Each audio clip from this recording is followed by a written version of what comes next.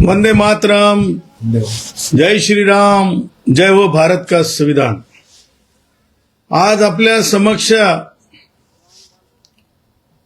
आणि एकूण ज्या प्रकारे महाराष्ट्रामध्ये राजकारण केलं जाऊ पाहत आहे त्या संबंधानं मुख्यत्वे आज बोलण्याचा उद्देश आहे।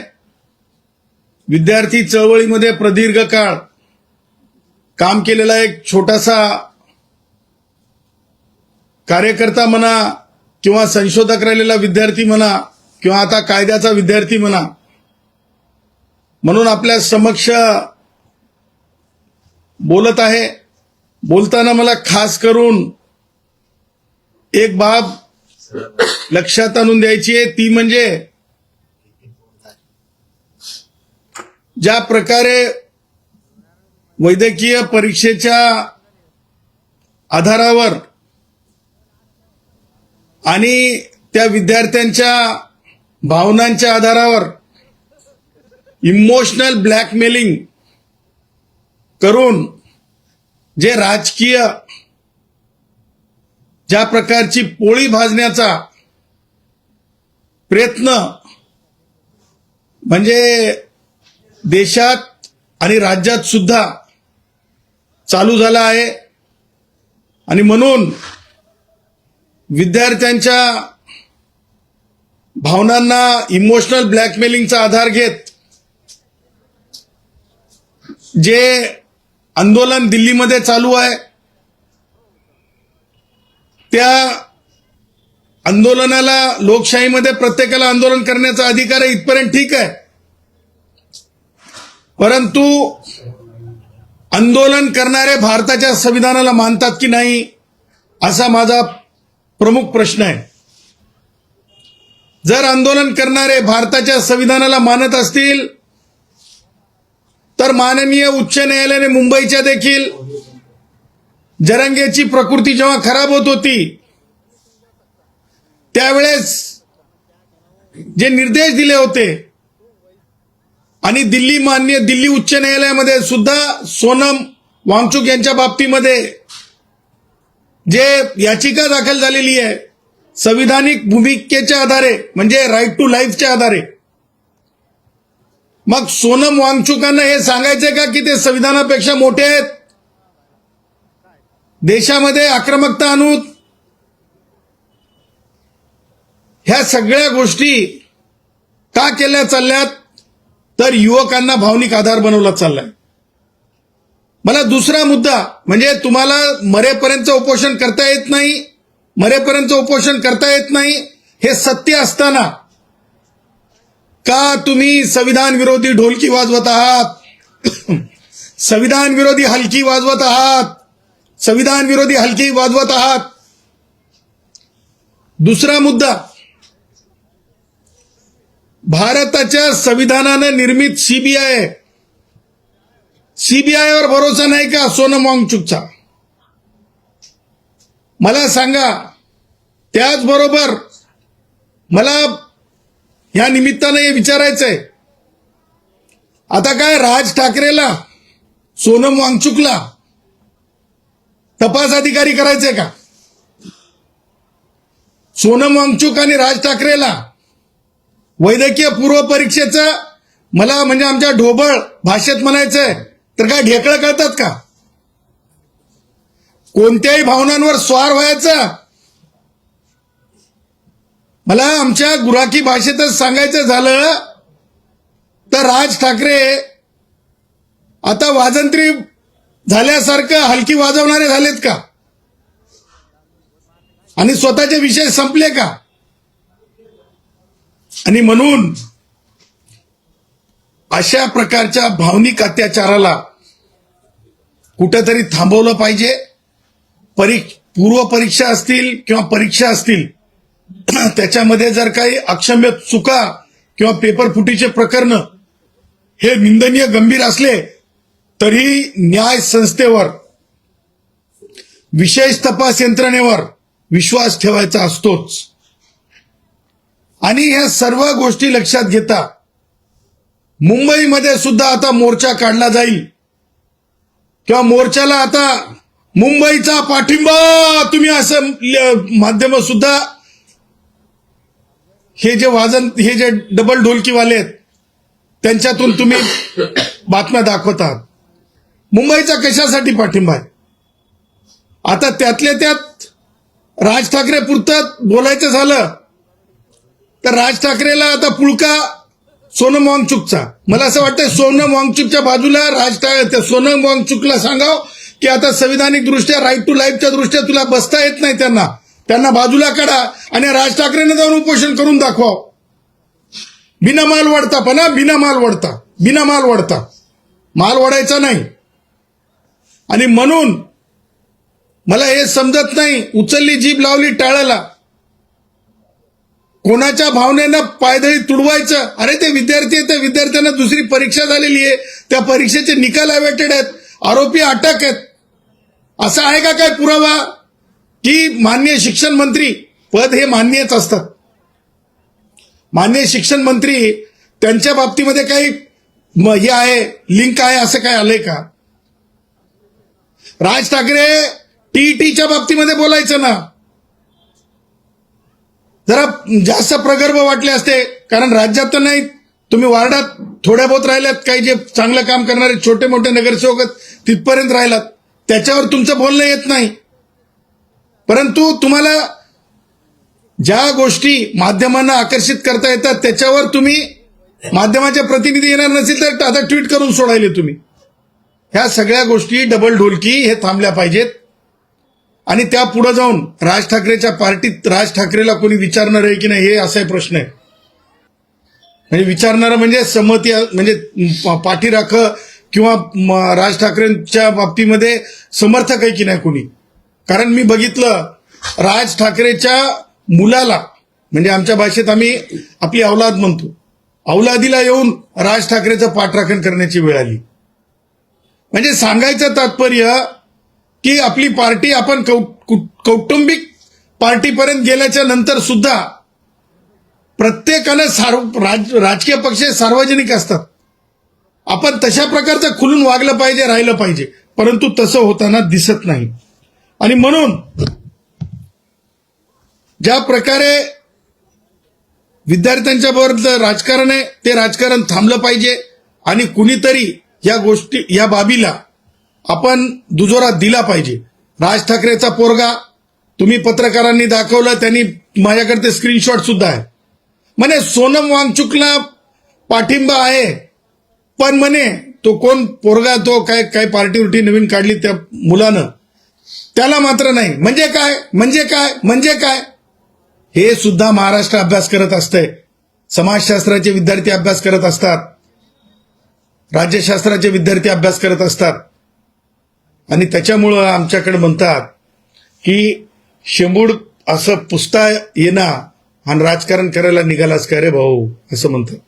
शेंबूड पुसता येणार आणि राजकारण करायला निघालास का रे भाऊ. त्याच्यामुळे माननीय मुख्यमंत्री महोदयांवर आपण त्या म्हणजे उंचीपर्यंत जाऊन टीका कराव्यात, किंवा एखादा विषय तेवढा प्रगल्भ असावा, तेवढे आपल्याला त्याचं ज्ञानार्जन असावं. ज्ञानार्जन करणं काही चुकीचं नाही, परंतु चळवळीतून यावं लागतंय, चळवळीची माहिती असावी लागते, तेव्हाच होते.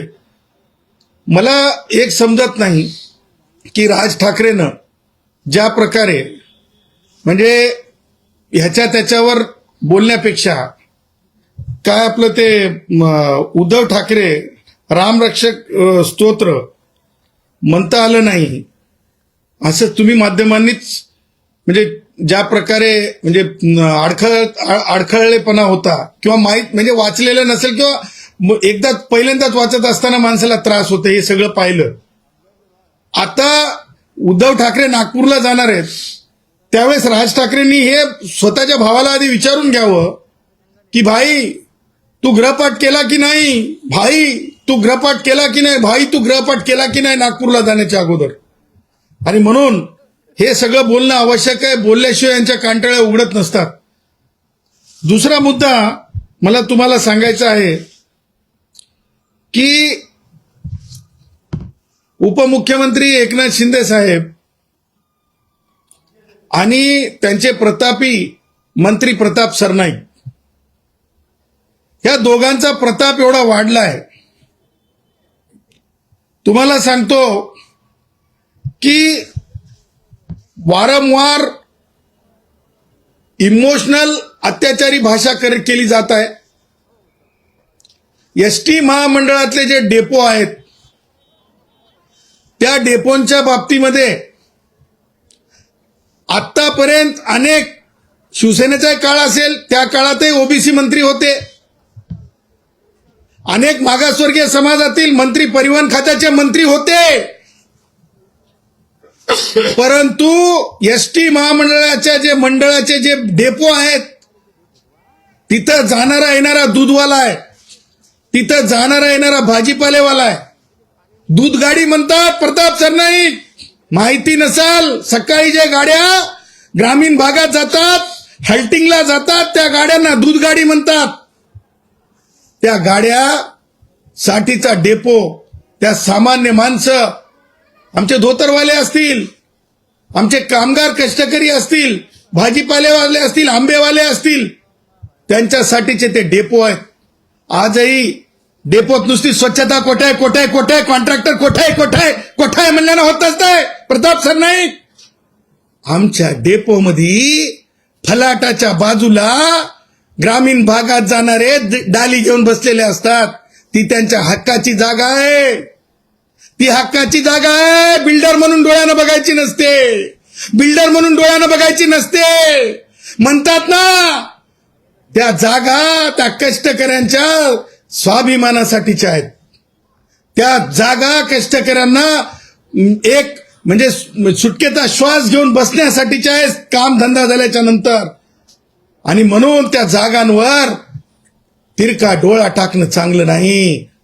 मला म्हणायचं नाही कोण आपतेष्टांसाठी, परंतु चुकीचं आहे. खबरदार.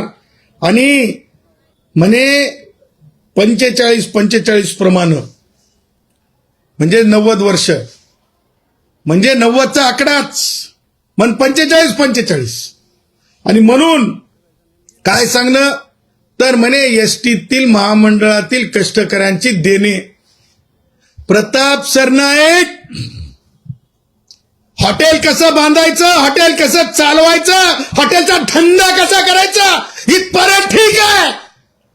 परंतु परिवहन महामंडळांसारखी महामंडळ ही नुकसान किंवा नफ्यासाठी नसतात. डोळ्यामध्ये धूळ नाही फेकायची. नियत खराब झाली असेल तर नियत खराब, परंतु डोळ्यात धूळ नाही फेकायची. एसटीतल्या कष्टकऱ्यांनी 119 किती कष्टकऱ्यांनी जीव बलिदान दिलं होतं? 124 कष्टकऱ्यांनी जीवाचं बलिदान दिलेलं आहे. आणि त्याच्यामुळं 124 कष्टकऱ्यांच्या बलिदानातून एसटीतले कष्टकरी एकवटलेले आहेत. हे सगळं जागेंवर डोळा टाकण्यापेक्षा प्रताप सरनाईक सचमुच म्हणतात ना, मर्द का बच्चा है तो विचारायचं सन्माननीय उपमुख्यमंत्री एकनाथरावजी शिंदे साहेबांना आणि उदय सामंतांना, सन्माननीय मंत्र्यांना, की तुम्ही पहिल्यांदा जेव्हा उद्धव ठाकरेंपासून बाजूला झालात, याच एसटीवाल्यांनी आझाद मैदानामध्ये तुमचा जय जयकार करून आझाद मैदान भरलं होतं. तुमच्या अधिवेशनासाठी काय होतं, वर्धापन दिनासाठी 7वा वेतन आयोग देण्याची चिठ्ठी कुठं हरवली? ते म्हणतात ना खेळ असते, कुठं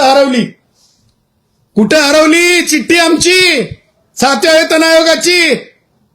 आणि कशी ही चिठ्ठी सापडली? पीपीपी.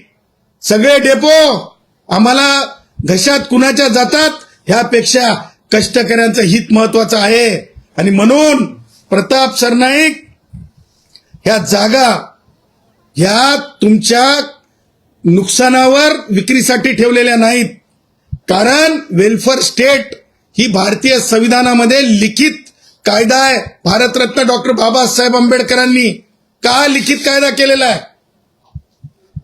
माननीय कामगारांचे कष्टकऱ्यांचे नेते दत्तोपंतजी ठेंगडींनी आम्हाला दिलेला अधिकार आहे. मग ते माननीय उपमुख्यमंत्री एकनाथ शिंदे असोत की प्रताप सरनाईक असोत, जो आड येईल कष्टकऱ्यांच्यासाठी, जो आड येईल मंदिराच्या बाबतीमध्ये किंवा बौद्ध विहारांच्या बाबतीमध्ये तेव्हा आवाज दिला जाईल. आणि वैचारिक लढण्याची तशी तयारी ठेवलीच पाहिजे. अशा प्रकारची जी आहे आम्हाला शिकवण मान्यवर दत्तोपंत ठेंगडींनी दिलेली आहे.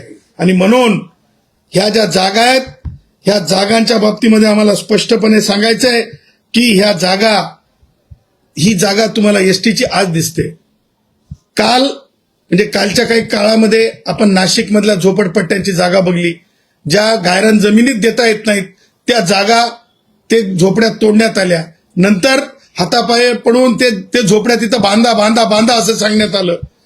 त्याचबरोबर कल्याणमध्ये, आता मला माहित नाही श्रीकांतच्या काय नातेवाईकांचा काय संबंध आहे नाही, ते श्रीकांतांच्या खासदार आहेत ना ते, परंतु बौद्ध भिक्षू आजही उपाशी कुठं बसलेत तर ते त्या केडीएमसीच्या समोर बसलेत.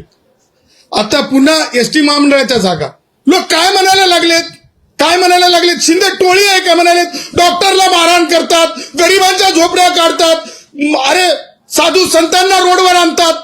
ही शिंदेची टोळी आहे का असा प्रश्न विचारायला लागलेत. आणि म्हणून आमचं म्हणणं आहे की कोणत्याच प्रकारे बाल्कोच्या जजमेंटच्या नंतर जी संहिता पाळली गेली पाहिजे, म्हणजे 2/3 कमीत कमी कष्टकऱ्यांना लक्षात घेऊन नंतरच कोणताही निर्णय अपेक्षित आहे, परंतु तसा निर्णय घेण्यात आलेला नाही. आणि म्हणून ह्या बाबतीमध्ये, जागेंच्या बाबतीमध्ये सर्व एसटीतील संघटनांना मी आव्हान करतो, स्वतःच्या संघटनांचे जे मर्यादा आहेत ते बाजूला करा. लक्षात ठेवा, ज्या काही गोष्टी एक समाजाची प्रॉपर्टी म्हणून शिल्लक आहे, त्या प्रॉपर्टीजवर अशा प्रकारचा डोळा कोणी जर ठेवत असेल आणि ह्या सगळ्या एसटी महामंडळाच्या डेपोच्या जागा जर कोणी हिरावून घेऊन पीपीपीच्या नावाखाली खाजगी लोकांना जर त्याच्या फायद्याच्या ठरणार असतील आणि डेपोचे, लक्षात घ्या, डेपोचे थांबे बनवण्याचा भानगडीत कोणी पडत असेल, डेपोचे थांबे, त्याचं कारण सांगतो मी तुम्हाला. आत्ता मला एका आमच्या कष्टकरी ड्रायव्हर कंडक्टर साहेबांनी सांगितलं की ठाण्यामध्ये एक तशीच व्यवस्था दिसत आहे साहेब की एसटी आपली येते आपल्या त्या डेपोच्या तिथं म्हणजे जे याच्यावर बांधकामासाठी दिला डेपो, तर ती येते आणि थांब्यासारखी थांबते आणि निघून जाते. त्यामुळं हे सगळं आपल्याला आपल्या डेपोतून बाहेर काढण्यासाठी आहे. संघटनांनी आपापले संघटनेचे रुमाल बाजूला ठेवावेत आणि एकत्रितपणे सामान्य कष्टकऱ्यांनी ज्या प्रकारे 124 कष्टकऱ्यांचे जीव बलिदान दिलेत त्या सगळ्या गोष्टींसाठी उभं राहावं. 7वा वेतन आयोग न मिळण्याला उद्धव ठाकरेच्या नंतर शब्द देऊन आपल्या लोकांना बोलवून जर आपला वापर होऊन एकनाथ शिंदे साहेब तेच करत असतील उद्धव ठाकरेने केलं तर माननीय एकनाथ शिंदे साहेब सुद्धा तेवढेच जिम्मेदार आहेत, तेवढेच प्रताप सरनाईक जिम्मेदार आहेत. आणि यांना आपण सहजासहजी सोडता कामा नये, यांना आपण बोलतं केलं पाहिजे, जागा आपल्या जागेवर राहिल्या पाहिजे. सन्माननीय एकनाथ शिंदे साहेब 7वा वेतन आयोग कधी देणार हे आधी सांगायला सांगा आणि नंतर परिवहन मंत्र्यांना ह्या जागा ज्या आहेत जागांच्या बाबतीमध्ये जाहिराती कोणत्याच संघटनेला विश्वासात न घेता म्हणजे 45 नावाच्या खाली देऊन टाकल्या असं एक सामान्यपणे म्हणजे सायकोलॉजिकल हे करण्यासाठीचा प्रयत्न आहे. म्हणजे सायकोलॉजिकली लोकांना वाटतं आता गेल्या जागा आता काय राहिलं, ह्या सगळ्या गोष्टी आपल्याला सांगायच्या आहेत. मला 2 गोष्टी आणखीन सांगायच्या आहेत. मिसेस झहीर इक्बाल म्हणजे सोनाक्षी सिन्हा. मिसेस झहीर इक्बाल म्हणजे सोनाक्षी सिन्हा. यांना मुझे सोनाक्षी सिन्हा जी, मिसेस झहीर इकबाल भी कह सकते हैं आपको क्योंकि आप तो पति पत्नी हो.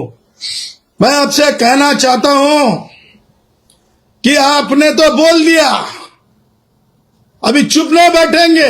किस बात पे चुप नहीं बैठेंगे हैं? वो लोग छात्रों के ऊपर राजनीति करने निकले हैं, सिस्टम के ऊपर राजनीति करने निकले हैं, और आपकी कोई फिल्म नहीं चल रही है तो आप इस तरह से टीआरपी लेंगे कि कोई तो भी सोनाक्षी सिन्हा जी है और वो बहुत कुछ कर बताएंगी, वो सोनम वांगचुक के साथ आंदोलन को क्या ये पाठिंबा दे के उनके साथ ये करके साथ देते हुए, और दूसरे जो है बिग बॉस की हमारे बहन क्या है सदानंद है ना, कुनिका काय नाव त्यांचं, कुनिका सदानंद जी, देखिए शो पास होना या इस तरीके की हरकतों से नहीं होता। माधुरी जी देखिए, माधुरी जी एक स्टाइल काफी है, पब्लिक बोलती है क्या बस, क्या एक्शन है, क्या एक्टिंग है, उसके लिए कला की जरूरत होती है। इस तरह के राजनीति के फंडे अपनाने की जरूरत नहीं होती है, आणि त्याच्यामुळं कलाकार सुद्धा या सगळ्या अशा भानगडांमध्ये येत आहेत। आणि म्हणून मला या माध्यमातून आपणाला हे सांगायचं होतं की येणारा काळ मुंबईला डिस्टर्ब करण्याची भानगड कोणी करू नये, किंवा म्हणजे असे काही अँटी सोशल एलिमेंट्स आहेत ते म्हणजे ह्या सगळ्यांना, जसं मागे एकदा मुंबई बंद ठेवण्याचा प्रकार घडला होता तशा प्रकारचा मोर्चा किंवा बॉम्बे डिस्टर्ब करण्यासाठी जर कोणी प्रयत्न केला तर तशा प्रकारचा प्रयत्न आम्ही हाणून पाडू, कारण शेवटी एका मर्यादेपर्यंत इमोशनल अत्याचार सहन केला जातो। पण यामध्ये प्रश्न असा आहे की तुम्ही डेपो संदर्भात म्हणताय, मुख्यमंत्र्यांनी थेटपणे इशारा दिलाय संघटनांना की एकतर तुम्ही एसटीचा जो तोटा आहे तो कमी करून देत आहे, आणि दुसरीकडे पीपीपी तत्वावर जर का अशा गोष्टी सरकार करू पाहत आहे तर त्याला देखील विरोध करत आहे। कुठेतरी मुख्यमंत्र्यांनी या संदर्भात समर्थन केल्याचं दिसतं आहे, आणि मुख्यमंत्र्यांचा देखील याला पाठिंबा आहे की पीपीपी तत्वावर सगळ्या जागा विकसित झाला पाहिजे। सन्माननीय मुख्यमंत्री महोदयांच्या बाबतीमध्ये, देवेंद्रजींच्या बाबतीमध्ये तमाम कष्टकऱ्यांना अभिमान आहे, कारण ते कोणते उद्योजक आणि त्यांचा कोणताही धंदा नाही। त्या बाबतीमध्ये आम्हाला बिलकुल त्यांच्या मनामध्ये त्यांच्या भावना ज्या आहेत त्या भावना कष्टकऱ्यांच्या विरोधातल्या नाहीत, परंतु परिवहन खात्याचे मंत्री हे पूर्णपणे धंदेवाईक आहेत, कारण त्यांचे धंदे आहेत ते म्हणजे रॅपिडोला म्हणजे याच्यापर्यंत नेऊ शकतात, दहीहंडीपर्यंत नेऊ शकतात। तर आमचं म्हणणं हे आहे की माननीय मुख्यमंत्री महोदयांनी नुकसान तोट्याच्या बाबतीमध्ये कष्टकरी संघटनांची बैठक घेणं आवश्यक आहे, आणि माननीय मुख्यमंत्री महोदयांनी कधी सुद्धा प्रोसिजर ऑफ लॉ फॉलो करू नका असं कधी म्हणलेलं नाही। आज प्रताप सरनाईक माननीय मुख्यमंत्री महोदयांचे फोटो त्यांच्या प्रत्येक ह्या पीपीपीच्या संदर्भाने हे करत आहेत, म्हणजे जाहिरातींमध्ये जाणून बुजून छापत आहेत, जेव्हा की एकनाथ शिंदे साहेबांचे फोटो प्रताप सरनाईक खाली छापत आहेत। परंतु मला त्या राजकारणात जायचं नाही। माननीय मुख्यमंत्री महोदयांचा उद्देश हा कष्टकऱ्यांच्या भावनांवर किंवा राजकारण करणे नव्हे, तर त्यासाठी प्रताप सरनाईकचं नापासपण फेल प्रोग्रेस रिपोर्ट हे माननीय मुख्यमंत्री महोदयांसमोर नसावा। त्याच्यातून माननीय मुख्यमंत्री महोदय बोलले असतील, त्याचं कारण असं आहे की प्रताप सरनाईक आल्याच्या नंतर 68,000 हे असलेले सभासद असलेल्या संघटनेला आतापर्यंत मान्यता देण्यात आली नाही। त्याचबरोबर प्रताप सरनाईक आल्याच्या नंतर केवळ द्वेषभाव कष्टकऱ्यांमध्ये पसरवणे आणि नुसती चमकोगिरी करणे, ह्या सगळ्या गोष्टी प्रताप सरनाईकांनी केल्यात। ज्या गोष्टी प्रोसिजरली लागतात, म्हणजे जर तुम्हाला एखाद्या जागेला जर त्या जागेला लीजवर द्यायचं असेल किंवा त्या जागेला एखाद्या तत्वाखाली डेव्हलप करायचं असेल तर वेगवेगळे उच्च आणि सर्वोच्च न्यायालयाचे हे आहेत, निरीक्षण आहेत, त्या गोष्टी मान्य मुख्यमंत्री महोदयांसमोर ठेवल्यात की नाही। आणि मान्य मुख्यमंत्री महोदयांना मी विनंती करतो की आम्ही त्या सगळ्या गोष्टी घेऊन त्यांच्याकडे यायला तयार आहोत, परंतु जर त्या गोष्टी न पाळता प्रताप सरनाईकांना जे म्हणजे मला म्हणायचं नाही हव्यास किती आहे ते, परंतु त्या हव्यासापोटी दूधवाला, मी माननीय मुख्यमंत्री महोदयांना फार भावनिक मी साथ घालत आहे, माननीय मुख्यमंत्री महोदय हात जोडून विनंती आहे, तिथं जर मॉल सारखे जर डेपो झाले ना तर आजही माझ्या विदर्भातली याडी, आजही माझ्या मराठवाड्यातला फेटा बांधलेला, धोतर घातलेला दूधवाला, भाजीपालेवाला त्याचा विचार व्हावा. कारण मॉलमध्ये ना तो मध्यमवर्गीय माणूस सुद्धा जाताना ना ते काच ढकलताना माणूस दोनदा विचार करतो. आणि त्यामुळं मंत्री परिवहन खात्याचे धंदेवाईक असल्यामुळं अगोदर ह्या सगळ्या चिंतनीय गोष्टींवर संघटनांना एकत्रित घेऊन माननीय मुख्यमंत्री महोदयांनी चर्चा करावी. आणि मला हे माहिती आहे की आतापर्यंत, आज तारखेपर्यंत शासन निर्णय, तुम्ही पत्रकारांना मी विचारतो, प्रताप सरनाईक जाहिरातबाजी करत आहेत, तुम्ही शासन निर्णय वाचलाय का? पर्टिक्युलरली तुम्हाला विचारतो, वाचलाय. शासन निर्णय मला पाठवा. शासन निर्णयाच्या जाहिराती पाठवल्या चालल्यात, परंतु शासन निर्णयाच्या जाहिराती पाठवल्या चालल्या, शासन निर्णय आला का? मुद्दा तो आहे. आणि दुसरा मुद्दा की ह्या जागा देताना शासन निर्णयावर जागा देता येतात की कायद्यामध्ये बदल करावा लागेल, हा सगळ्यात महत्वाची गोष्ट आहे. कायद्यात बदल झालाय का? तिसरा मुद्दा, सर्व उच्च न्यायालयाने तर असं एक निरीक्षण नोंदवलेलं आहे की आमच्या कोर्टाच्या जागा सुद्धा तुम्ही उद्या द्याल का कुणाला? ह्या सगळ्या गोष्टी महत्व ठेवतात.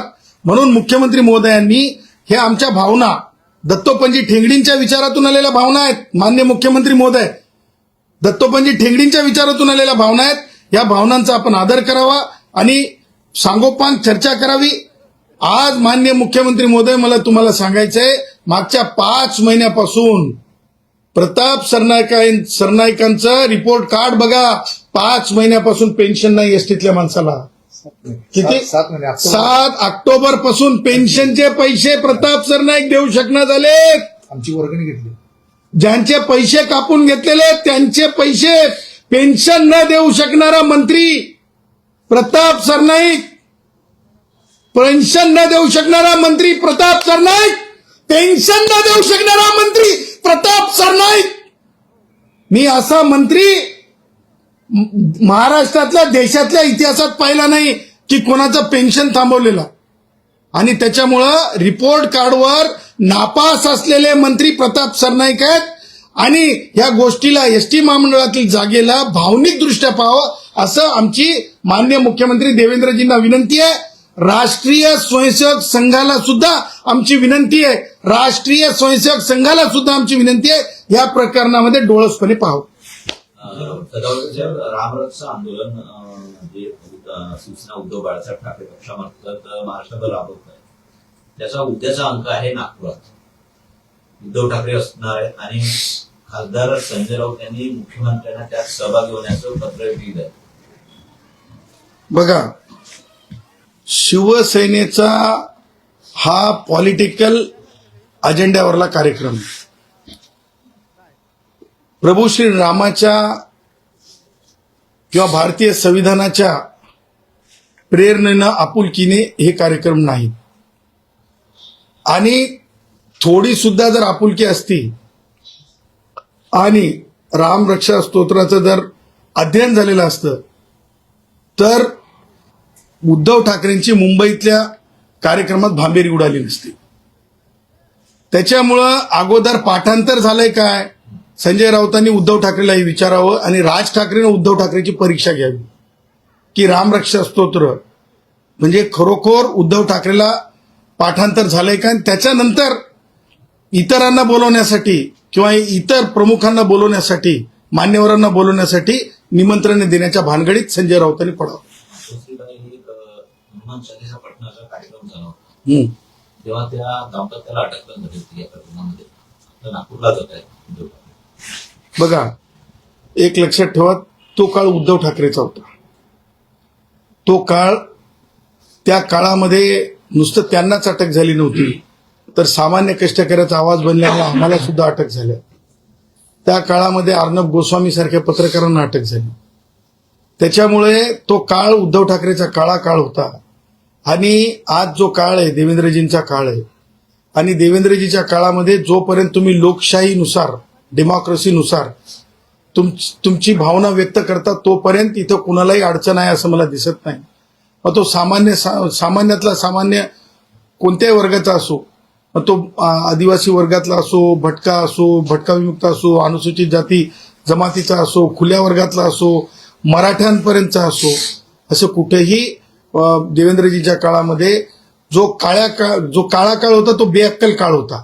तो काळा काळ होता ना उद्धव ठाकरेंच्या काळातला, तो बेअक्कल काळ होता. हा काळ बेअक्कल काळ नाही. त्याच्यामुळे जर रीतसर परवानग्या घेतल्या असतील, रीतसर पूजा पठणाची हे केली असेल, व्यवस्था केली असेल, तर मला असं वाटतंय की कायद्याप्रमाणे चालणाऱ्याला देवेंद्रजींच्या काळात कुठे अडथळा नाही. लास्टली मी खूप म्हणजे लोकशाही ला मानणारा माणूस आहे. फक्त मंत्र्यांचे मुख्यमंत्री नसतात, पक्षांचे मुख्यमंत्री नसतात. Devendraji is my chief minister. Devendraji is my chief minister also. त्याच्यामुळे माझे मुख्यमंत्री किंवा आमचे मुख्यमंत्री कोणावरही अन्याय करतील असं नाही.